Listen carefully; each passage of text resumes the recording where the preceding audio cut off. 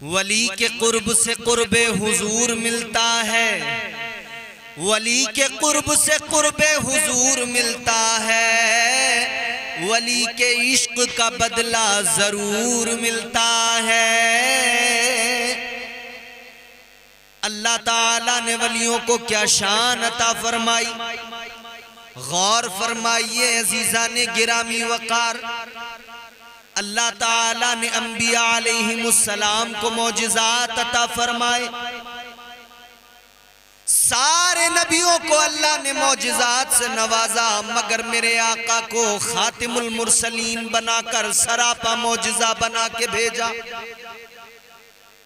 मगर मेरे अजीजों सुनो सुनो, फिर अल्लाह ताला ने महबूब से प्यार की बदौलत महबूब की उम्मत के औलिया को भी वो शान वो मर्तबा अता फरमाया। हजरत ईसा अलैहिस्सलाम का मौजिज़ा, आप मुर्दों को ठोकर मार दे, कह दे कुम बिइज़्निल्लाह तो मुर्दा जिंदा हो जाए। मगर अल्लाह ने उम्मते औलिया, उम्मते मुस्तफ़ा के औलिया को भी ये शान अता फरमाई कि वो भी अगर चाहे तो मुर्दों को जिंदा कर दे। याद रहे दर हकीकत जिंदगी देने वाला खुदा, मारने वाला खुदा, सब कुछ वही करता है। मगर जब कोई वली अपने मौला को पुकारे, जब कोई वली अपने परवरदिगार को पुकारे, तो यार की बात को अल्लाह टालता नहीं है, पूरा फरमा देता है। जब अल्लाह का वली कोई अल्लाह की बारगाह में गुजारिश करता है तो अल्लाह ताला उसको पूरा फरमा दिया करता है। सरकार मखदूम अशरफ समनानी का मुझे एक वाकया याद आता है। गुजरात की सरजमीन है, एक जगह पर लोगों का झुरमुट लगा हुआ है। लोग एक मुजस्समे को, एक मूर्ति को देख रहे हैं। मालूम किया गया ये भीड़, ये इतना हुजूम किस लिए। बताने वाले ने बताया, सुनो, चीन के निगार खाने से एक ऐसी मूर्ति लाई गई है जो संगमरमर से बनी है, निहायत हसीनो जमील है। बनाने वाले ने क्या बनाया, तराशने वाले ने क्या तराशा। ऐसी हसीनो जमील खूबसूरत मूर्ति बनाई है, जो देखता है देखता रह जाता है, जो देखता है देखता रह जाता है, गर्विदा हो जाता है। मूर्ति को देखो तो यूं लगता है जैसे अभी बात करने लगेगी। सरकार मखदूम अशरफ जहांगीर समनानी के मुरीदों का भी उधर से जब गुजर हुआ, एक मुरीद थे सरकार मखदूम अशरफ जहांगीर समनानी के, वो भी आगे बढ़े। जब उन्होंने आगे जाके उस मूर्ति को देखा, देखा तो देखते रह गए। इतनी खूबसूरत ख्याल आया, अगर ये मेरे साथ चल पड़े, ये बोलने लगे तो कितना अच्छा हो, अगर इसमें जान आ जाए तो कितना अच्छा हो। बस यही ख्याल, यही तजस्सुस, इसी में खो गए। मूर्ति को देखने लगे, देखते रह गए उसके हुस्न को। हाथ पकड़ा उस पत्थर की मूर्ति का, कहने लगे चल मेरे साथ। अब कैफियत बदल गई, मोहब्बत दिल में आ गई उस मूर्ति की, कैफियत बदल गई। लोग कहने लगे चलिए ये मूर्ति पत्थर की है, ये चल नहीं सकती, छोड़ दीजिए इसको। लेकिन कैफियत बदल गई। आप बार बार वही कह रहे हैं चल मेरे साथ, चल मेरे साथ। कैफियत ऐसी बन गई कि बस दिलो दिमाग पर वो मूर्ति, वो तराशी हुई किसी के हाथ से, उसका हुस्न छा गया, बस उसी में खो गए। सबने कहा चलिए, मगर आप न हिले। अल्लाहु अकबर कबीरा मशहूर हो गई बात। एक शख्स है जो मूर्ति से कहता है मेरे साथ चल। सरकार मखदूम अशरफ जहांगीर समनानी रहमतुल्लाह अलैह की बारगाह में खबर पहुंची। आपके एक मुरीद हैं, मूर्ति के दीवाने हो गए, एक पत्थर की मूर्ति पे फिदा हो गए। कई रोज हो गए हटते नहीं वहां से, कई रोज हो गए वहां से हिलने को तैयार नहीं। मूर्ति से कहते हैं मेरे साथ चल। इतना सुना तो सरकार मखदूम पाक आप चले। का चलो मुरीद का हाल तो देखें, मुरीद की कैफियत को तो समझे। अल्लाह अकबर कबीरा, जरा देखो शान अल्लाह वाले की, जरा देखो शान मखदूम पाक की। पहुंच गए, जाकर देखा, आपने मूर्ति को देखा, अपने मुरीद की कैफियत को देखा। सरकार मखदूम पाक ने फरमाया ये मोहब्बत चीज ही ऐसी होती है, जब मखलूक की बनाई हुई एक मूर्ति से आदमी को इस दर्जा मोहब्बत हो सकती है कि उसकी कैफियत बदल जाए। तो सोचो अगर इन पत्थरों के खालिक, मखलूक के खालिक, यानी अगर किसी को अपने रब से, अपने परवरदिगार से ऐसी मोहब्बत हो जाए तो उसकी कैफियत क्या होगी, उसकी कैफियत का अंदाजा कौन कर सकता है। सरकार मखदूम शमनानी ने देखा मुरीद के हाल, मुरीद से फरमाने लगे क्या हुआ, दिल दे बैठे इस पत्थर की मूर्ति को। ये मनगढ़ंत कोई झूठी कहानी नहीं सुना रहा मैं आपको। आप किताबें पढ़कर देखिए, लताइफ अशरफी पढ़कर देखिए, सहाइफ अशरफी पढ़कर देखिए, ये वाकया मिल जाएगा। मुरीद वहां से हटता नहीं, मुरीद वहां से हिलता नहीं। मखदूम पाक को मुरीद की अदा प्यारी लगी, प्यार आ गया मुरीद।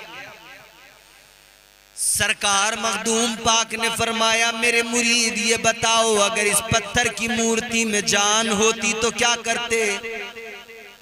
मुरीद ने कहा हुजूर इससे निकाह कर लेता। इतना सुना तो सरकार मखदूम पाक मुस्कुराए, हाथों को उठा दिया, बारगाहे रब्बे जुल जलाल में दुआ करने लगे। ऐ मौला, ऐ मेरे परवरदिगार, करम फरमा दे, तू इस पत्थर की मूर्ति में जान डाल दे। ऐ मौला अगर इसमें जान आ गई, ये अगर जिंदा हो गई, इसमें अगर तू जान डाल दे तो मैं अपने मुरीद का निकाह करा दूंगा। अल्लाह अल्लाह, दुआ मांगने वाला कौन? अल्लाह का महबूब तरीन वली। दुआ मांगने वाला कौन? जो महबूब यज़दानी है। दुआ मांगने वाला कौन है? जिसे मकाम गौसियत अल्लाह ने अता फरमाया। इतनी बड़ी शख्सियत ने हाथ उठा के दुआ मांगी है, अल्लाह ताला ने दुआ को कबूल फरमाया। पत्थर की मूर्ति में जान आ गई। सरकार मखदूम पाक की करामत का ज़हूर हुआ, पत्थर की मूर्ति में जान आ गई। उसने कलमा पढ़ा, ला इलाहा इल्लल्लाहु मुहम्मदुर रसूलुल्लाह।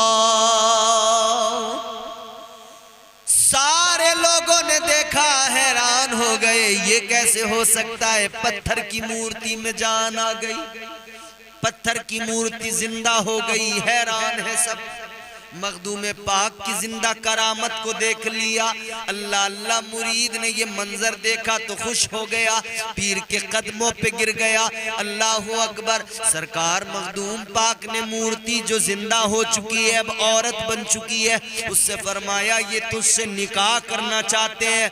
वो पत्थर की मूर्ति कहने लगी मुझे, मैं तो पत्थर की मूर्ति थी, मुझे ये जिंदगी अल्लाह ने दी है इनकी वजह से, इनके लिए, आपकी दुआ से, तो लिहाजा इनके लिए मुझे अल्लाह ने जिंदगी दी है, मैं भी इनके साथ ही रहना चाहती हूँ। सरकार मखदूम पाक ने मुरीद का निकाह उससे करा दिया, शादी हो गई। मखदूम पाक की करामत मशहूर हो गई, तमाम आलम में इस्लाम का बोलबाला हो गया। वली की करामत ने इस्लाम को तक़वियत भी बख्शी, लोगों पे इसका असर भी पड़ा। दिलो दिमाग पर एक गहरी छाप पड़ी कि वाह क्या अल्लाह का वली है कि एक पत्थर की मूर्ति में जान पड़ गई। ये जिंदा करामत, अल्लाह अकबर।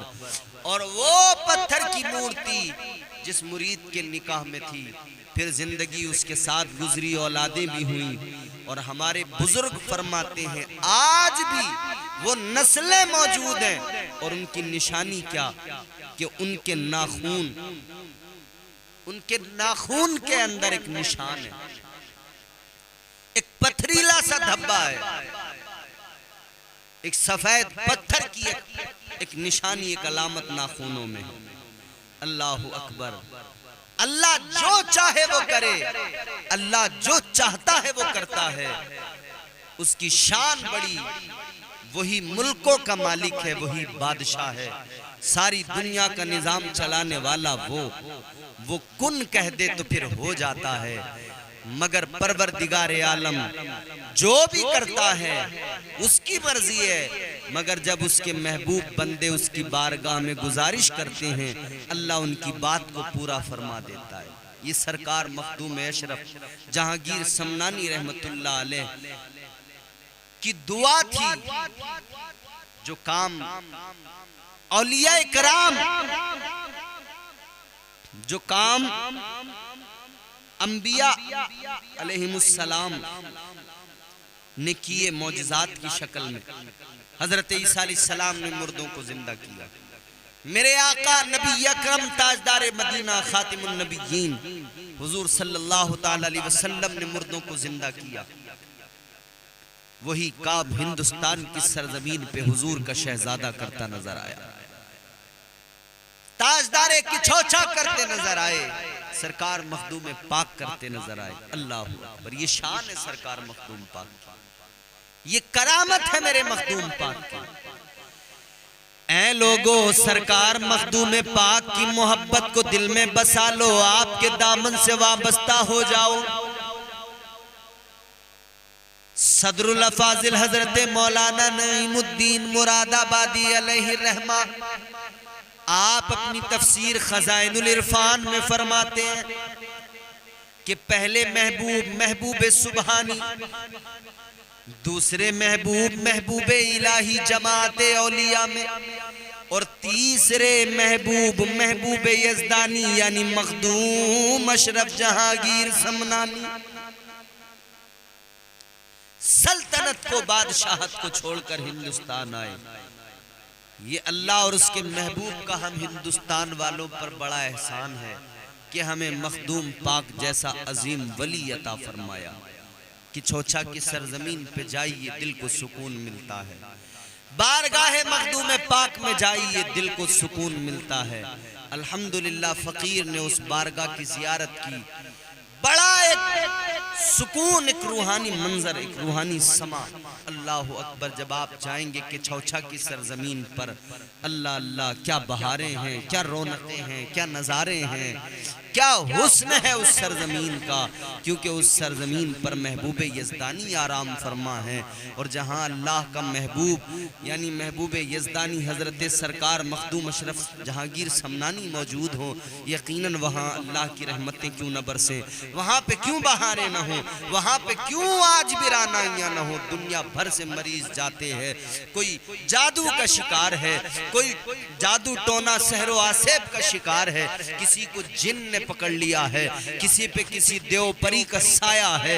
ये जितनी मुश्किलात हैं, लेकिन जब मखदूम पाक की बारगाह में कोई जाने वाला जाता है और नीर शरीफ अपने जिस्म पे डालता है, अल्लाह अकबर, उस पानी की भी करामत ये है, उस पानी का भी असर ये है। सरकार मखदूम पाक के कदमों को जो पानी चूम रहा है, उस पानी का असर भी ये है, जिन भूत उतर जाया करते हैं, जिन भूत दूर भाग जाया करते हैं। अल्लाह अकबर। वो बारगाह है, सारी दुनिया जा रही है, लोग फैज पा रहे हैं, दुनिया जा रही है, लोग फैजियाब हो रहे हैं। अजीजाने गिरामी वकार सुनिए, इसीलिए तो ये जमाना मखदूम पाक से मोहब्बत करता है, क्योंकि मखदूम पाक से परवरदिगार मोहब्बत करता है, क्योंकि मखदूम पाक पाक से। सरकारे मदीना नबी अकरम सल्लल्लाहु अलैहि वसल्लम मोहब्बत करते हैं। कौन है मखदूम पाक? ये नजीबुत तरफ़ैन है। कौन है मखदूम पाक? अल्लाह अकबर, इनकी शान क्या है? अल्लाह अकबर कबीरा, गौर फरमाइए। सरकार मखदूम पाक की शान ये है,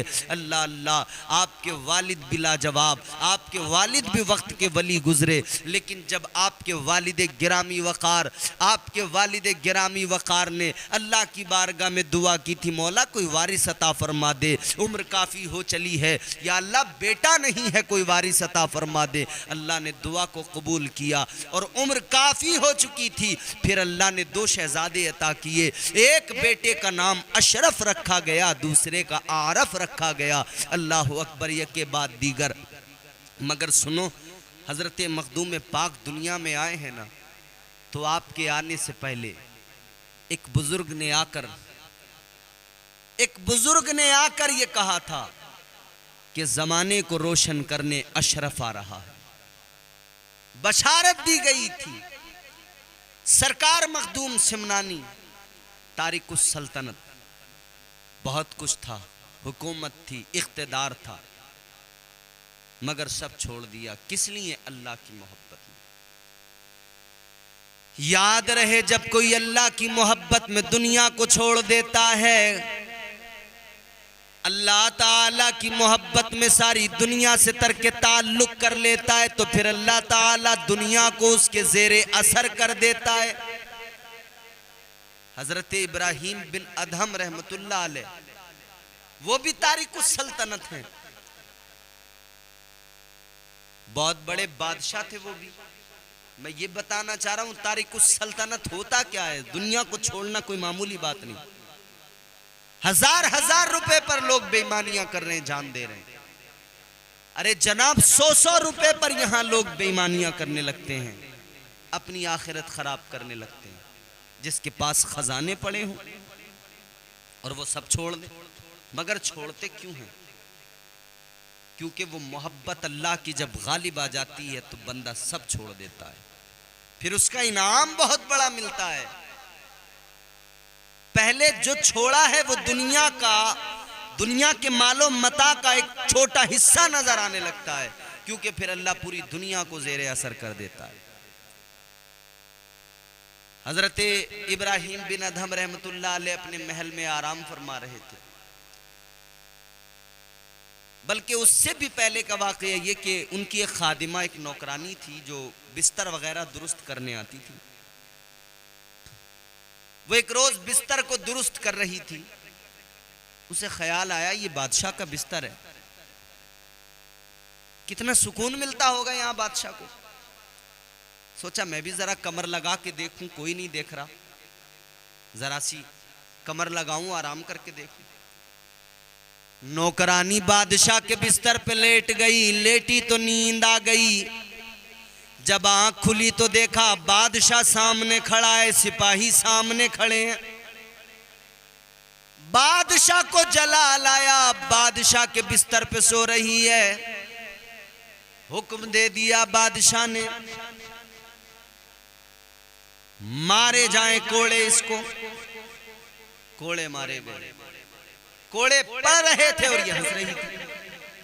बादशाह ने पूछा तुझे मारा जा रहा है, सजा दी जा रही है, तू हंस क्यों रही है, मुस्कुरा क्यों रही है? वो खादिमा कहने लगी, वो नौकरानी कहने लगी है, बादशाह हंसी इस बात पर आ रही है, मैं जरा सी देर के लिए इस बिस्तर पे लेट गई, मेरी आंख लगी, जरा सी देर सो गई तो मुझे इतनी सजा मिल रही है, इतनी मार पड़ रही है।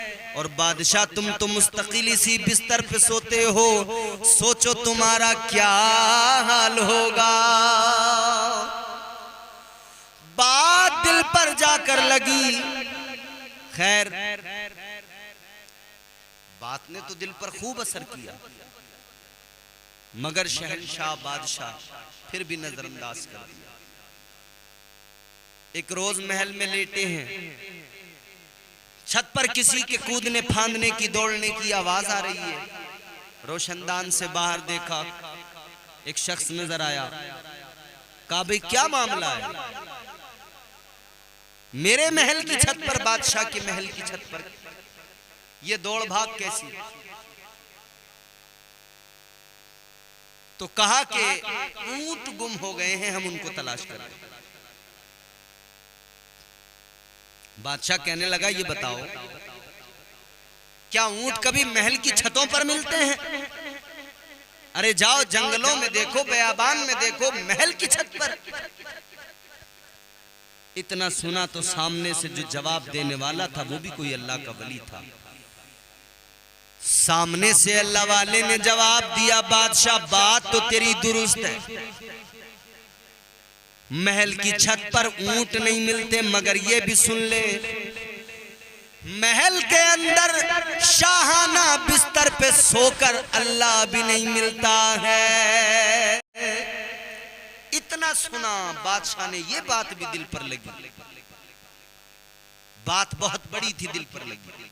खैर वक्त गुजरा, एक रोज बादशाह अपने दरबार में, दरबार भरा हुआ है, शाहाना शान शौकत के साथ बादशाह मसनद पर बैठा है, तख्त पे बैठा है। एक फकीर आया, फकीर ने आकर चारों तरफ देखा, महल को देखा, दरबार को देखा। फकीर कहने लगा, बादशाह ये तेरा मुसाफिर खाना मुझे पसंद नहीं आया। इतना सुना तो बादशाह ने कहा, हैरत है, इतने आलीशान महल को, इतने आलीशान दरबार को तू मुसाफिर खाना कहता है? होश ठिकाने पर है? अक्ल दुरुस्त है? फकीर बोला, मेरी अक्ल तो दुरुस्त है बादशाह, अपनी अक्ल के बारे में सोच। फकीर कहने लगा, बादशाह ये मुसाफिर खाना ही तो है। बादशाह बोला, नहीं, ये तो मेरा महल है, ये दरबार है। फकीर कहने लगा, अच्छा ये बता, तुझसे पहले यहां कौन था? का मेरा बाप। उनसे पहले का मेरा दादा। इसको बनवाया किसने? मेरे दादा ने। का फिर वो कहाँ है? का वो उनका इंतकाल हो गया, फोत हो गए। का फिर कौन रहा इसमें? का मेरा बाप। वो कहाँ है? कि वो भी फोत हो गए, इंतकाल हो गया। अब का मैं हूं यहां पर। फकीर कहने लगा, सुनो, तुम्हारे दादा ने बनवाया था, इसमें रहे, मगर कुछ दिन गुजारे, चंद साल गुजारे, फिर चले गए। उनके लिए क्या था? ये चंद दिन गुजारने की एक जगह थी, यानी मुसाफिर खाना। फिर तेरे बाप आए, उनके लिए क्या? चंद साल गुजारने की जगह, यानी मुसाफिर खाना। ऐ बादशाह, अब तुम हो, तुम चंद साल गुजारोगे, चले जाओगे, तुम्हारे लिए क्या है मुसाफिर खाना? हकीकी मंजिल तो कोई और है। बादशाह के दिल पे बात लग गई, असर हो गया, वाकयात कई हो गए थे, अब दिल बदल गया। बादशाह तख्त से उतरा, ताज सर से उतारा, वजीरों से कहने लगा, मेरे वजीरों, जिसे भी चाहो उसे अपना, जिसे मुनासिब समझो उसे बादशाह बना लो। मैं जा रहा हूं, अब सल्तनत छोड़ के जा रहा हूं, बादशाह छोड़ के जा रहा हूं। कहा क्यों? कहा अब मुझे महल में नहीं रहना, अब मुझे राहे सुलूक इख्तियार करना है, मुझे तक़वा व ज़ुहद इख्तियार करना है, फकीरी को इख्तियार करना है। छोड़ दिया सारी हुकूमत, सारे मालो जर को, सारी सल्तनत, चले गए।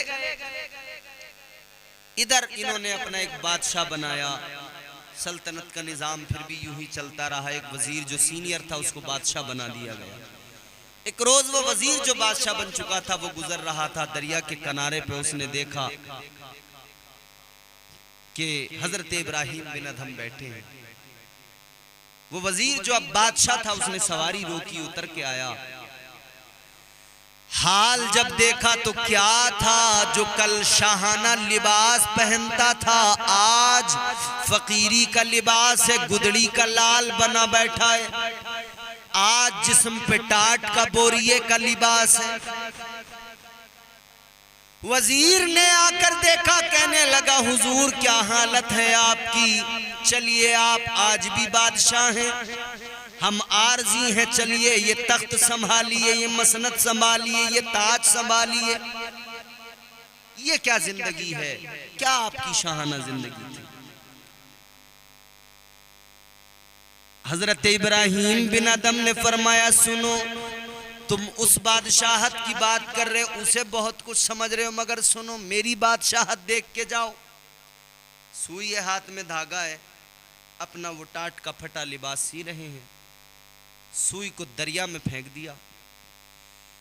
दरिया में सुई फेंकने के बाद में आवाज लगाई, ए दरिया की मछलियों, मेरी सुई जरा मुझे ला कर दो। एक आवाज लगाना था कि दरिया की सारी मछलियां निकल के आई, अपने मुंह में एक एक सुई दबा के लाई। किसी के मुंह के अंदर सोने की है, किसी के मुंह के अंदर चांदी की सुई, किसी के मुंह में पीतल की सुई। हजरत इब्राहिम बिन अदम ने फरमाया, ये मेरी सुइयां नहीं हैं, मेरी वही लोहे की सुई जो मैंने फेंकी वही चाहिए। मछलियों की रानी निकल के आई, सुई मुंह में दबा के लाई, सुई ला कर दिया। आपने वही सुई जो उनकी थी वो वापस ली, सुई मिल गई। अब हजरत इब्राहिम बिन अदम ने फरमाया, सुनो, जिस बादशाहत को मैं छोड़ के आया हूं, उस बादशाहत में और इस बादशाहत में यही फर्क है, वहां तलवारें होती हैं, वहां मुल्क के खित्ते पे हुकूमत होती है, और ये हुकूमत अल्लाह ताला सारी दुनिया की अता करता है। यहाँ इंसानों से लेकर जानवरों तक के दिलों पे हुकूमत होती है। ये शान होती है अल्लाह वालों की। तारिकुस सल्तनत दो शख्सियात, एक हजरत इब्राहिम बिन अदम रहमतुल्लाह अलैह, एक मेरे मखदूम अशरफ जहांगीर समनानी रहमतुल्लाह अलैह। ये सरकार मखदूम पाक की करामतें हैं। अल्लाह हमें उनसे मोहब्बत की तौफीक अता फरमाए।